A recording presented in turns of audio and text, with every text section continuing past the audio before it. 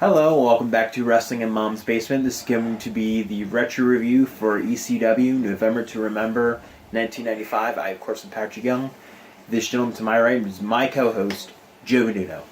Sorry about the quicker rundown, but Roll's about to start, like I said in the previous video. Then it's ECW, so we're not like over... Funny thing is, I wrote out a lot, too, about this. Don't see why. But let's just get to it the other way. Just pretty much, people whose opinions I do respect have told me, from what I read, that this is the best ECW show of all time, apparently, so we'll see about that. Keep in mind, this is more or less ECW's WrestleMania. Yeah. So. And again, fair warning to ECW fans, we're not ECW fans. Right, Joey gives a quick rundown of the card. We kick over Broad Street Bully versus Donnie Allen. Bubba's the guest ring announcer for no apparent reason. The Dudleys which is, they're still that goofy stable. Bubba's rolls a top hat with a white jacket. Diva will come soon, get rid of Chubby. Dances with, and Dudley. All the last name, Dudley. To make himself and Bubba the Killers that they're known as. Their faces here, or this Bubba is. Pretty much Bubba wins the match of being an announcer. Odd choice. Not even sure we can count it as a match, and very odd choice to start the show. Up next, Conehan defeat Jason Knight in 10 seconds. Alright. Yeah, Taz pretty much punched Jason Knight. And that was it. Yeah. Taz was a special guest referee too, so he punched the guy and counted it. By the way, there was promos in between these guys like a ECW show, so you could play. Up next, Steer Squash El Puro Ricano. This is really the first match we can just barely grade with 3 seconds to spare. Oh, you can? Yeah. Shit. I just said it was more or less just a squash. Okay. No matter. Yeah, it's just 3 seconds over. Oh, my bad. So F. Yes, and this actually goes to how they started the show before. This may have been a fun squash match, but we literally had to sit through 3 matches that didn't even go. 3.5 minutes. So, F. Up next, the Eliminators defeat the Pitbulls defeat the Eliminators. This match is miles ahead of what we've just seen previously, and literally 2 guys having a random match could have that same effect. But this one, they did fine. It just seemed like how they performed was just very beginner-ish and amateur. Yes, I was going to say. It was a very fun match. The botches make it a bit amateurish looking. But at the same time, it wasn't exactly Shawn versus Britt or anything. So Yeah. They were few forward with the Pitbulls eventually losing their edge. Pretty good match show, I guess, compared to what we got. And the fans were into it the whole way. Duh. I gave it C-. Let's see. Next, Rey Mysterio defeated Psychosis in a Mexican death match. Funny enough, I think I watched this match before on Ray's DVD. Okay. I'm going to say it's the little big man one. Yeah. Where it's just his mask. This is my match of the night. Yeah, my match of the night too. Shocking. But I've always heard people rave about this match, and it was just fine. So maybe it doesn't necessarily translate well to 2019, but yeah, still far and lead for best match of the night. Yeah, I don't get the rave as much as most people do. Compared to most all stuff was pretty awesome stuff. Ray played Possum into a being, then woke up to Massacre Psychosis, and became just too much for him. Ray was only 20 at this point, so he was a total rookie phenom. Total War here. The psychology actually existed, which in ECW for me is a huge compliment. Yeah. Ray would be in WCW about 7 months. I gave it a B. B. Up next, Too Cold Scorpio and Sandman defeat Public Enemy for the tag titles. Why was this match 16 minutes?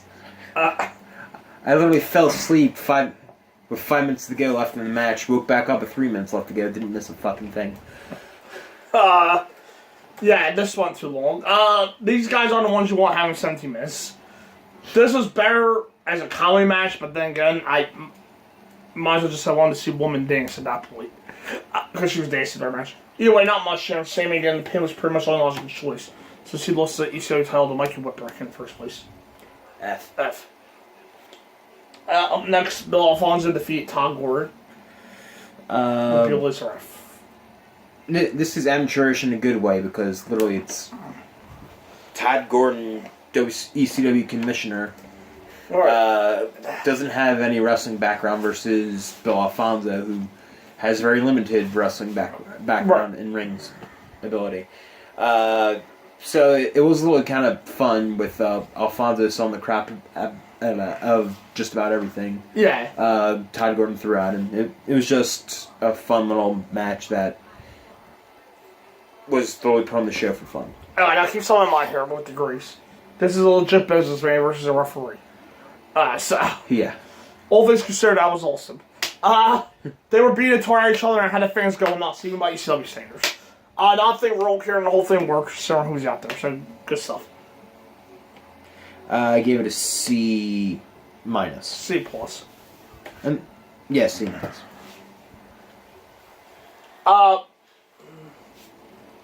Pretty much the most important part of the show came next. Taz turned heel Yeah. on Sabu, and then they went. Enjoying with Bill Alfonso. Yeah. Up next, Mikey Whipwreck defeated Steve Austin for the ECW World Title. I actually enjoyed this match a little bit. It was pretty much Austin beating the crap out of Mikey Whipwreck for about 7 minutes. Yeah. Or so. And that's literally how the story of Mikey Whipwreck came about. He was pretty much a long-term jobber. Right, yeah. So he probably shouldn't be dominating any matches, and Austin played his part in the match perfectly, I thought. Yeah, you could barely call this a match because also squashed him a lot. But it did also do Whipwreck keeps the title for some reason. But Austin loses the important part. Because the result of him losing his mind being all crazy, which apparently, what was called WWF side, and got him his job, which ultimately saved Vince's company. Yep. I gave it a C. C. Up next, Sabu defeated Hack Myers. This match was relatively fine for me. However, this is bringing back Sabu. And literally, they did it early in the show. Paul Heyman said, turn off the lights. Sabu was back in the ring. The lights turned on. So this was his return. And I've never heard of Hack Myers. Ever. I challenge any of you to actually know who Hack Myers was. No, don't bother. Essentially, he was an underneath guy that worked for a number of years. So yeah, why did Sabu come back as one of the biggest stars in ECW history to go about 12 minutes toe-to-toe with Hack Myers? Yeah, pretty much like I said here, once Sabu returns, it should be total dominance. This as it was, but the fact it took so long makes Sabu look kind of weak. Not his worst stuff, but at the same time just went way too long for about 13 minutes. Heyman will manage Sabu for a while until we got to this match with Taz. I give it a D. D. And main event. I forgot who won from it. Terry fucking Tom Dreamer defeat Caddyshack and Raven. Pretty good fun match. Just fun, hardcore stuff. That usually happens with Terry Funk and Mick Foley. By the way, they were teasing Terry Funk's retirement in the beginning of this match. Yeah, I found that very funny. Yeah, it's only 1995. That's like his, 20th retirement at that point? Yeah. But yeah, I thought it was just a fun brawl tag match.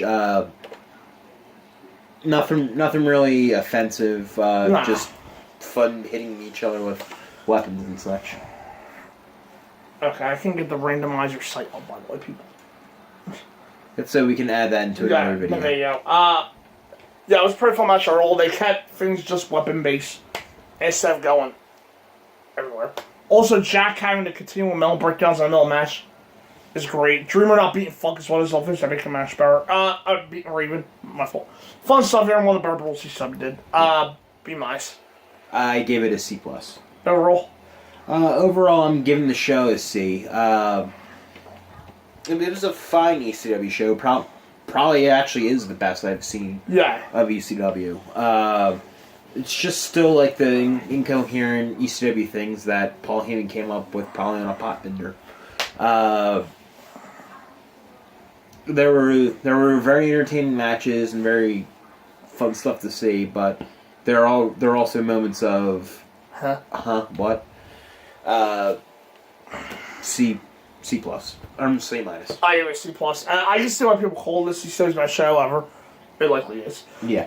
It's good for the most part.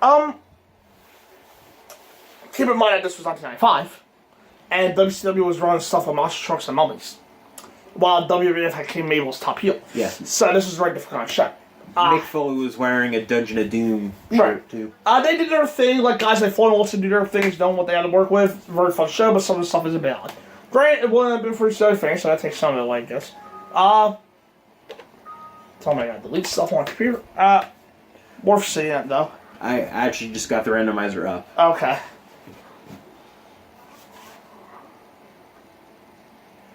Backlash 2009. The match they advertise is John Cena versus Edge in a last man standing match. Triple H defends the WWE Championship under unusual circumstances. Hold on. It just came up on my laptop. Let's see what we've got. No. That wouldn't have worked. No Way Out 2002, which I know is the debut to NWO and WWE. Yeah.